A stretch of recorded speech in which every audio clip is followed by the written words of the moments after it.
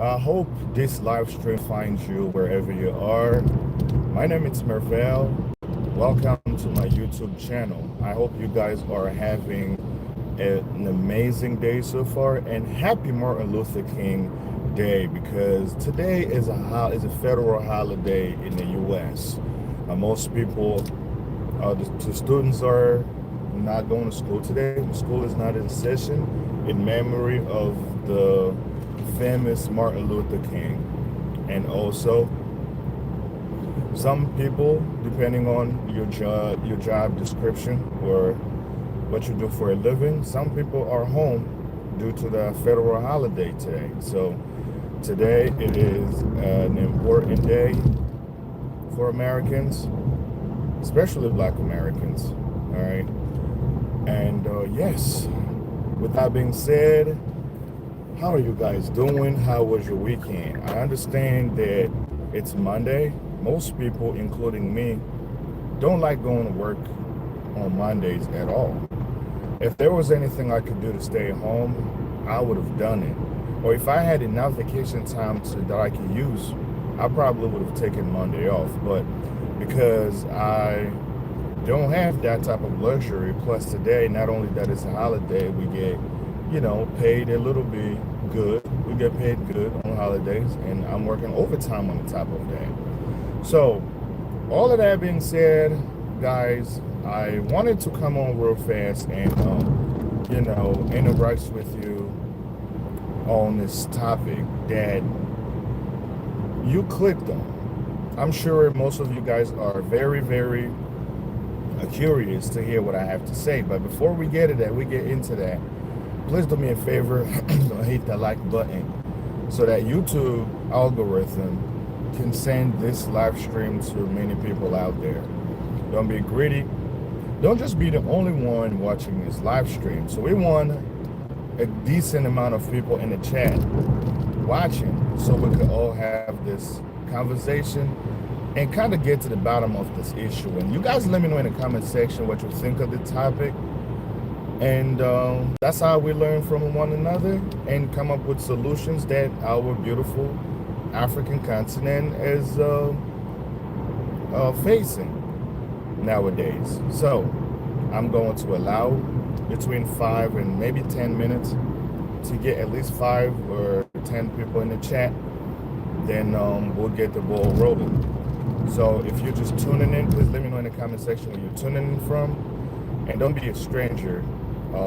Introduce yourself and let me know if the audio quality is good, because obviously I'm driving and I'm not using any type of microphone to monitor my audio from my smartphone. All right, so let me know in the comment section whether you can hear me well and where you're tuning in from. I would really appreciate it.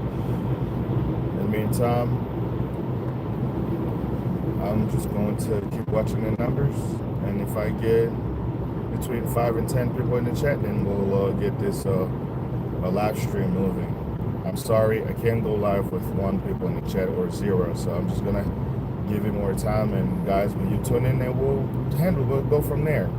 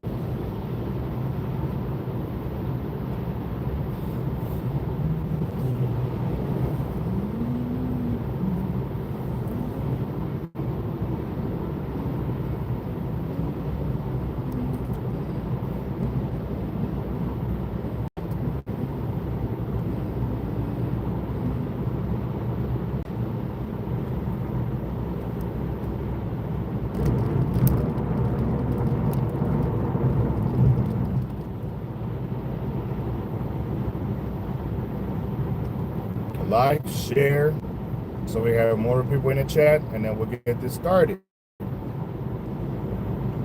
If nobody is interested in the topic, yeah, it is what it is. We're gonna call it a day. While at the same time, I'm enjoying my ride at work.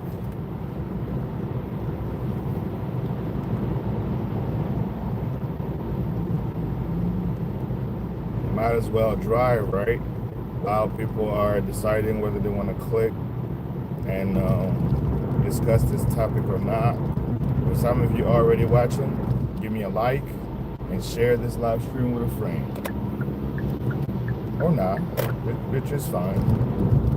I'm just not gonna be talking to myself, unfortunately. I need a few people in the chat before we get this ball rolling. If not, it is what it is. We'll come back another time. It's okay.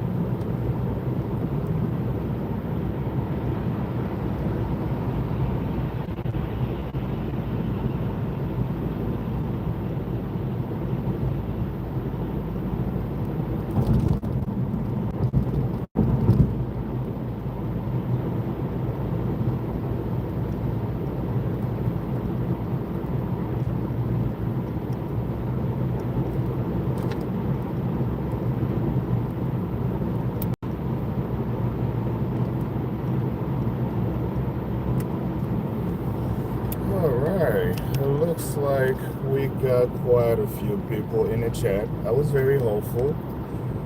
And for some of you, for all of you tuning in, do me one big favor.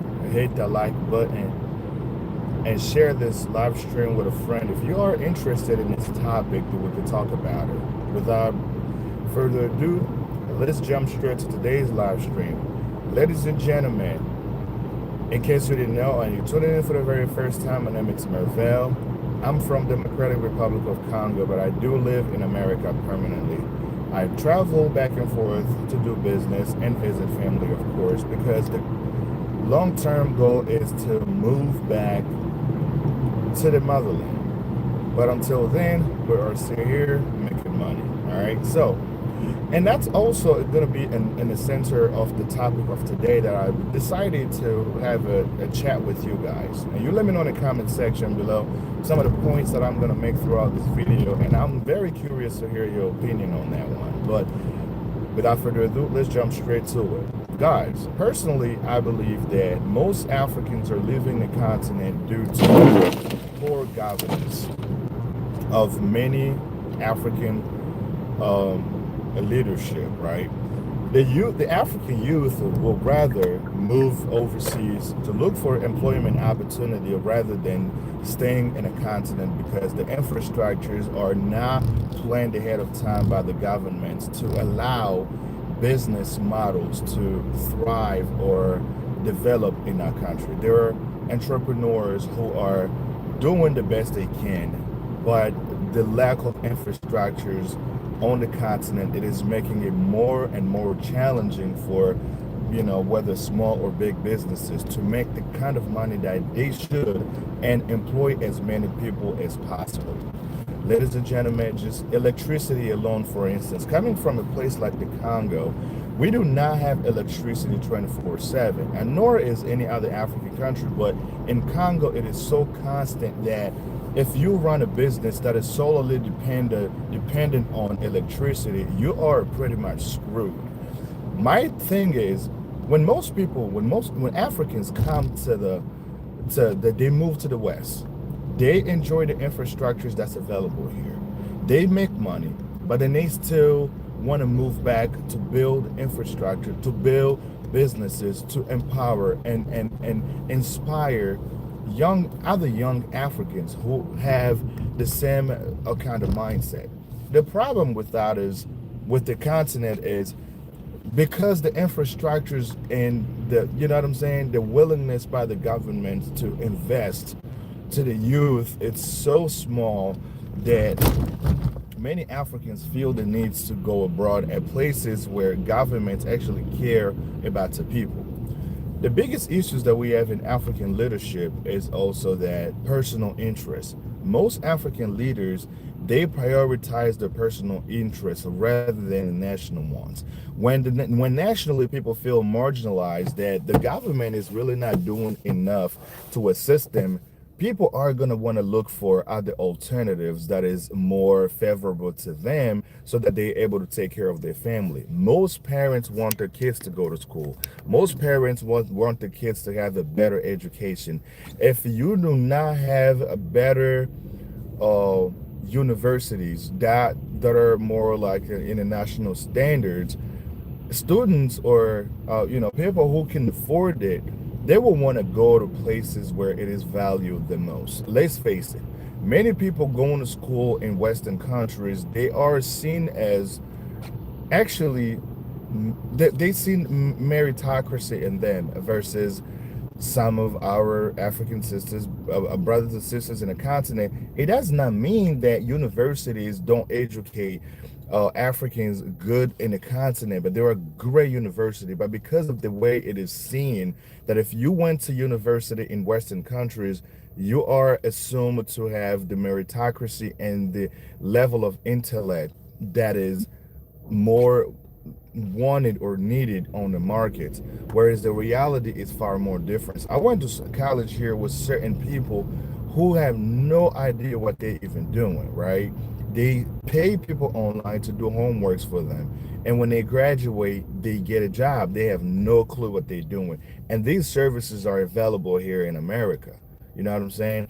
And let nobody fool you. Make no mistake, when Africans are leaving the continent to look for better employment opportunities elsewhere, whether in Europe or in America, it's not because they want to come and stay here. It's because they have an ambition, they have a plan, but because the local governments are incapable of bringing this infrastructure so that the African youth can benefit from it. That's why they want to look for another alternative, and with hoping one day things will get better, and then they will take the talent back to the continent. Guys, one thing that aggravates me the most is a lot of leaders in the continent, they abandon multiple sectors, including medical ones, so much so that even when they get sick themselves, they hop on an airplane and fly to Europe for medical treatments. That is very, very shameful. If you're trying to promote, all right, education, don't you think it is good to build universities and hospitals so that when students are going to school, learning, studying, they have not only enough hospital to do their internship in, but they also have a shot to getting hired, to getting a job in a field that they love so much, because there are so many hospitals available that will hire new students and start their career. And this is one of the biggest issues that most Africans or the African youth has, that is causing them and pushing them to move to other countries, to move overseas. Guys, it is necessary to understand why people are leaving the continent. They're leaving the continent for the reason other than what you originally think. But most people are leaving the continent because they think that by moving to Western countries and having access to the infrastructures and making money, they can do something better and turn it, in a continent. But even that, it is still challenging. Number one, because the government is not really, they don't really concern, they don't even look at these infrastructural projects as one of the priorities. As long as it is seen that way, it is more and more difficult for us African youth to reach our objectives based upon the infrastructures that the government is willing to build to make it easier for people to either run businesses or to even attract investors to move to the continent to bring more money and give the opportunities to the African youth. And this is very, very sad. Shout out to all African countries who are working in that direction to and attract investors and making sure that the African youth feel safe in staying in Africa, knowing that when my kids grow, they will have jobs, they will have opportunities that are here versus all the resources that we have are being pretty much given for free or a fraction of the cost to these Western elites, Western countries. They do not want Africa to industrialize because the moment that happens, they will not have access to our natural resources anymore. We will want to sell it to their markets. And that idea, it doesn't sit well with them. And that's why they gang up on a lot of African leaders. They use foreign aid to corrupt governments. Thus, they will allow their multinational corporations to come in and invest in these sectors that do not benefit the locals. However, put more money and billions of dollars into the pockets of these oligarchs. Guys, I want you guys to understand that if you're coming from the continent, not only that you are valued, don't disregard the image that they have painted of Africa. Don't even think that we are less than what we're worth. It is just what the campaign that they have conducted during colonialism. Even till now, some people believe in this crap, but some of us who are awake, we know exactly how valued. I'm a proud African. I will always be anywhere I go in the world, right? But guys, have the love for the continent. It is a good step in the right direction. Because if you don't believe that Africa one day will excel and reach that level or their position on a global scale, I'm gonna just tell you right now, you're fooling yourself. This is not going to be eternal. There is always the beginning of the end of everything. But another question is, why is it that Africa is always last in the race when it comes to development? It's because the leadership is that poor. African leaders are so money hungry that they are willing to sacrifice the entire nation for their family, their own personal gain. They will want to be the only one building mansions or owning this real estate business where you guys pay money to stay in, but they're not looking at they're not looking at the population also being able to do exactly the same thing. So that way, the African youth will not have to take their talents to foreign countries. And when they get there, they get citizenship, they're treated better. Some of them, they even forget about Africa altogether. They say, well, what Africa has done for me. I got here where I got where I am today completely by myself. I worked my butt off. I went to school. I studied hard. I missed certain nights sleep just so I can stay up and study and to make sure that I am where I'm at today. They are going to be more loyal to that government who has made that possible for them. Don't be alarmed or don't feel bad when African talents do not want to return to the continent, because how are we treating them? I'm gonna give you one quick example. Like I'm a soccer fan. I like watching soccer. And my national team is filled with a lot of talented players, but we even have way better talented players in the past who decided to never play for the national team anymore. Why? It's because of the treatment that they were receiving. People are not doing their job. Like governments or even ministries, they are more involved in their own personal interests rather than a collective one.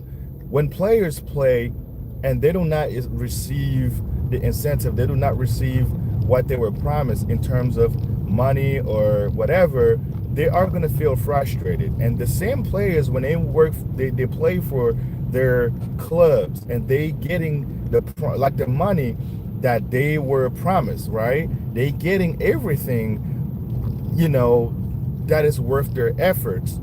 And they are risking getting hurt. They're risking a lot of things by playing for the national team. But in return, they're not really getting anything. Why would anyone like that with so much talent would want to risk their career by coming to play for the national team who are not only ungrateful, but they not keeping their promises? So you will have to be a fool to continue to believe in somebody who screwed you over and over and over again.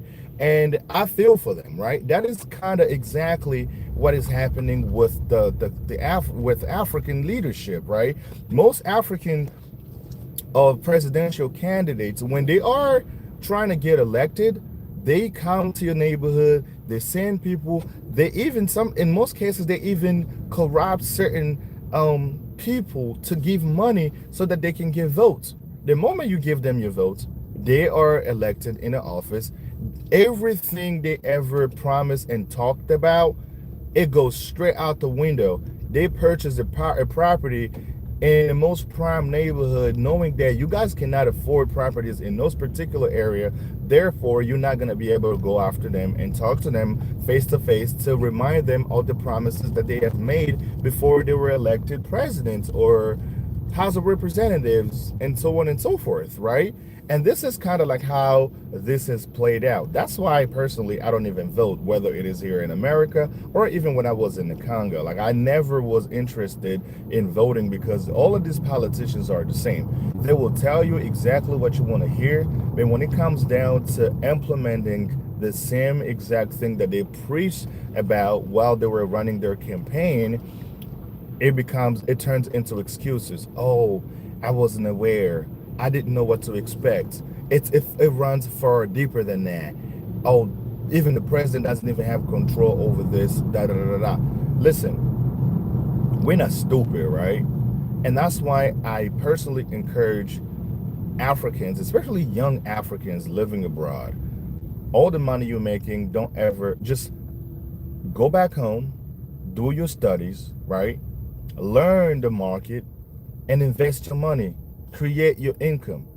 Employ as many as you can employ. If you can employ 1, 2, 3 people, that is still good. Guess what?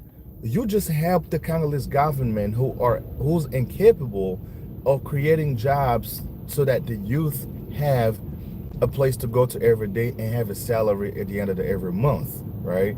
And this is why many of this banditism that we're experiencing in some of our cities in Congo and the level of crime continuing to increase because these kids are so marginalized and there is inadequate opportunities in their neighborhoods that they don't have anything. So they will trying to figure out a way to survive. Where, like, listen, I do not condone violence or anything for that matter, but at the same time, the government is not really doing anything to keep the streets off, to keep these kids off the streets. When they are faced with these challenges, they don't have no other means. They don't have no other ways or no other places to go to. They are going to find other alternatives what it means to make money, right? So guys, let me know in the comment section what you think of this topic. And if you have anything or any more comments that you would like to contribute to give me your opinion based on the topic that I just talked about, feel free to let me know in the comment section below, and I will go through every single one of your comments and then we'll talk about this topic.